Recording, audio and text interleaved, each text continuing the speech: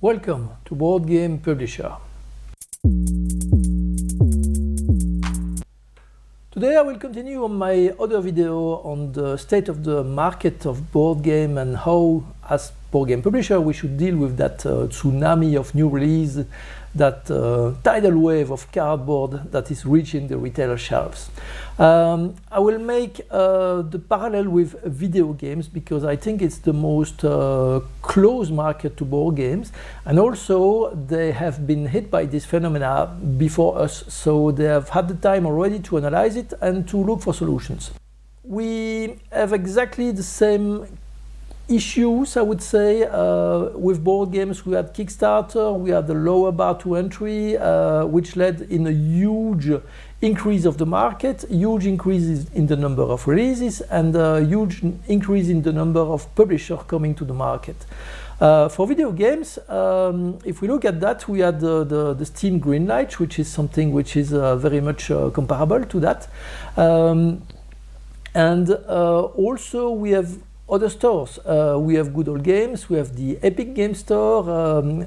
That is similar to what is happening into the board games with Game on Tabletop, GameFound, which are other platforms than Kickstarter, but they have the same effect, I would say. They work in the same ways. All of these allow to lower the barrier to entry for sales. It's easier to sell on this platform than it ever was before. It's easier to reach more people than it was ever before. Video game creators started using Kickstarter as well to finance and to do marketing on the games that they want to release. The marketing aspect is the most interesting. If you look at what is happening, you see that on Steam you have betas and you have playable demos of the game that are upcoming. Betas and advanced copies are not something that would be suitable for board game, of course, because we have to ship a finished product and we have to produce a finished product.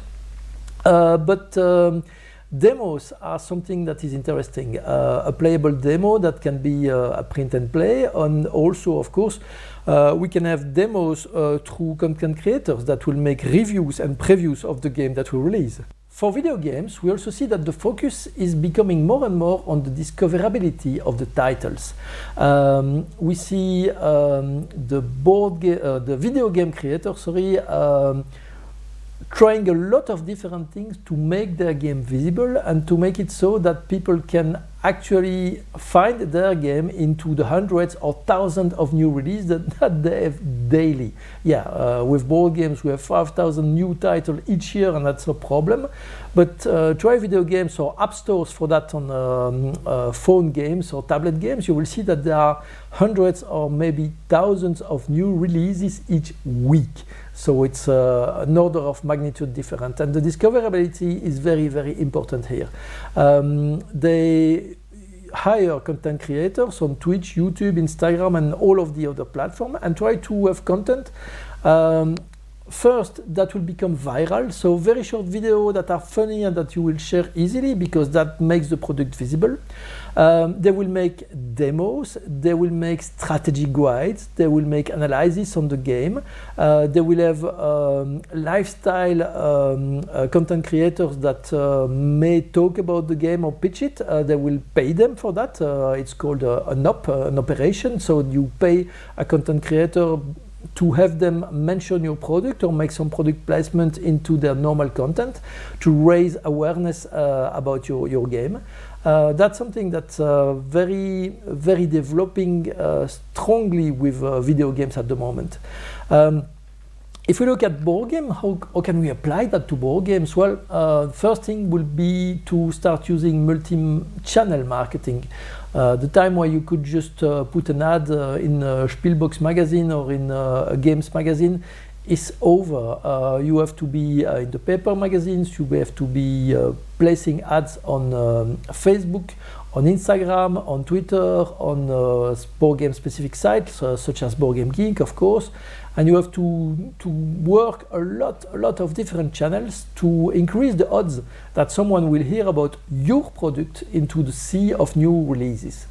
Sales also are multi-channel now. You want to sell your game on Kickstarter, you want to sell your game on your own web shop as a publisher, you want to sell the games through distribution, you want to sell the game direct to some selected retailers, you maybe want to be on Amazon yourself, or you may want to have your distributor do that for you.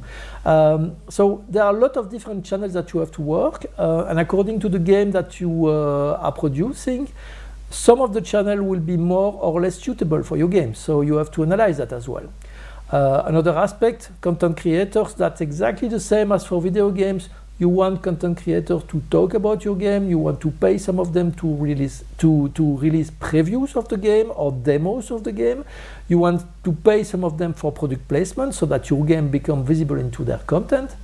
And you want to have reviews. Reviews, you don't want to pay for the reviews because you want the reviewer to be independent. So that's the major difference between a presentation and the review. A presentation, you pay the content publisher to talk about the product and to basically it's an ad. It's a long ad in which the content creator will be glossing over how your product is better than the other ones. A review is something completely different. It's an independent content creator that will test, play your game and give their opinion on it, which may or may not be good, but as the publisher, you have no say on what they will say about your game. They like it, very good. They don't like it, too bad for you. You don't have to promote their video if they did not like it, of course, but if you ask a content reviewer to review your video for free, they will give their opinion, and that will be an independent, unbiased opinion. So you have to accept the results, of course, but as a board game publisher, of course, you want to produce an excellent product, and so, of course, the reviewers will like it. Another aspect which is very important is online ads. Exactly the same as for video games, you want to have ads on all of the possible channels. That's very important. It's costly. You have to get familiar with the return on investment and the calculation on the efficiency of your ads. And it's not easy. It's a numbers game. It's something which is quite technical. So you should consider, if you do not know how to do that, hiring help for that. For instance, at the moment, I am paying some content creators to make previews of some of the products I have in the pipe and reviews and presentation of the product, paid presentations of the product I have released already. And I will use that in my online marketing. I will not create this video myself because I am not well equipped and suited to produce a catchy and appealing video, and that would not reflect well on the product. I want a high quality video that I can show to many people to bring interest on my game, and for that I pay a content creator. So you may also want to hire a digital strategist, which is someone which is specialized in the efficiency of online advertising, and they will tell you what are the proper channels to advertise your game, what are the proper ads to use for that. They will help you create the ads and the creative for that as well. And it's not someone that you need to hire on long term for the company. These are freelancers that will come, and it's a very specific mission. They will help you analyze the way you do online advertising and the return of investment that you have on this. So it's something that you should consider, because there are a lot of things that you must know as a board game publisher, and you cannot know everything. So getting help is a very good way to do that, and freelancers are the best way to do that, especially when you start. When you are a big company and you can afford to have people on the payroll, it's something different, but in the beginning, freelancer is very, very easy to get skills that you don't have at your disposal. There are also some strategies that are specific to board games. Your demos, you can have them on Tabletopia, Tabletop Simulator, Board Game Arena, or Yucata. You can release a web version of the game on this platform. So that's a very good way to give people a taste of the game. And I am convinced that allowing people to play a digital version of your game on this platform will help you get better exposure for your game and will drive your sales up. Also, I am also convinced that as the publisher, you must keep some control on this. So just having fans releasing versions of the game and putting them on the platform is not okay, because you do not have control on the quality and on the I would say the level of experience that you provide to the gamers that will play these games. You do not want to lose control on that.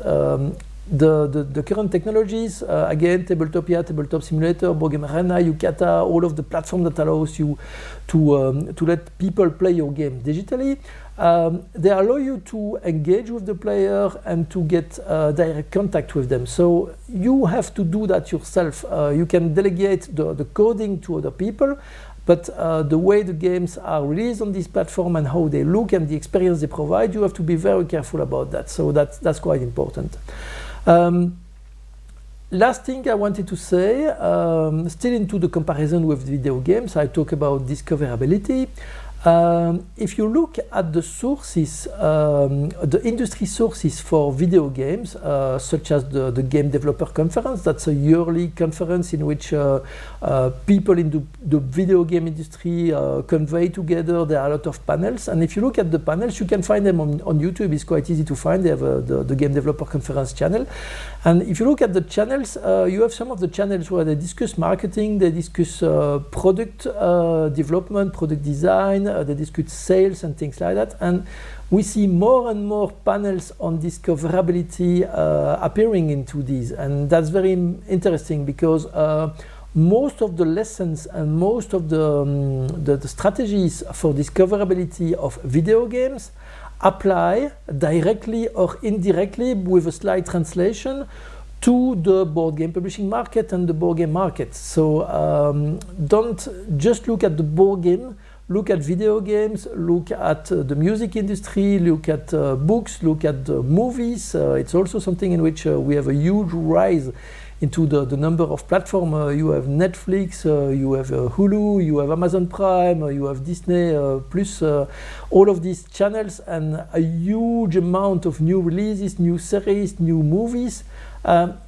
We all face the same challenges with these platforms. There is a huge increase in new releases, and you want to be visible, you want to be discoverable, and you want to stand out into the crowd. So hopefully this will help you. If you like this video, as usual, hit the like button. If you do not like it, hit the dislike button and leave a comment so that I know why you did not like it and how I can improve it. Thank you.